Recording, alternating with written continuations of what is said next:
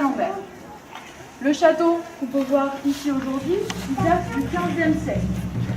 Mais on a eu un premier château qui a été construit exactement au même endroit au XIe siècle par le baron de Mayenne. Château qui va passer à la fin du XIIIe siècle aux mains des comtes de Vendôme par mariage. Mais en 1422, donc pendant la guerre de 100 ans, c'est Charles de Vendôme qui était propriétaire du château et s'était allié aux Anglais. Donc le roi de France de l'époque, Charles VII, a ordonné qu'on démantèle complètement le premier château du XIe siècle, puisqu'il avait peur que les troupes anglaises viennent jusqu'ici et en fassent une place forte.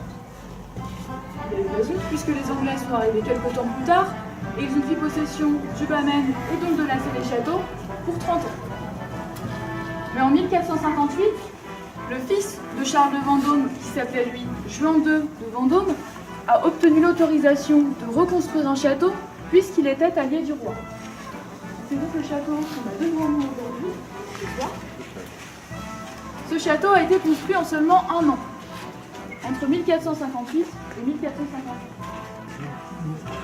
On avait une herse qui descendait juste ici, et on avait une deuxième grille juste derrière. On a encore les charnières de la grille qui sont différentes. Et on avait un dernier dispositif de défense. Il faut vous imaginer juste ici, au plafond, on avait une grande trappe qu'on appelle un assommoir, depuis laquelle on jetait de gros blocs de pierre.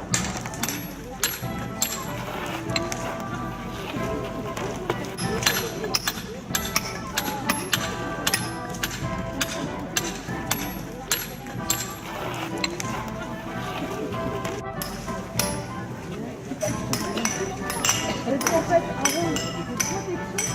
Elle veut venir protéger la tour qu'on a juste ici. Ça, c'est la tour la plus importante du château. C'est le dernier refuge. Ça s'appelle le réduit. Alors, il faut vous imaginer qu'au XVe siècle, le petit pont et la porte en bas n'existent pas.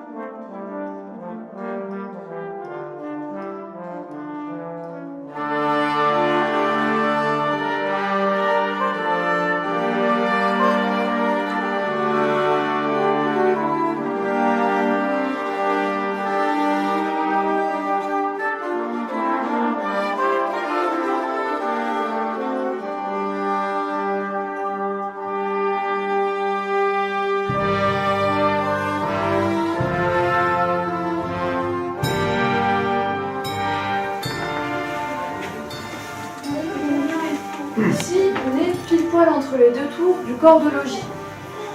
En fait, les ponts-levis sont juste en dessous de nous, juste ici. Et là, de l'autre côté, du coup, on a la barbacane. C'est dans cette pièce, au XVe siècle, qu'on avait l'assommoir, la trappe par laquelle on jetait de gros blocs de pierre.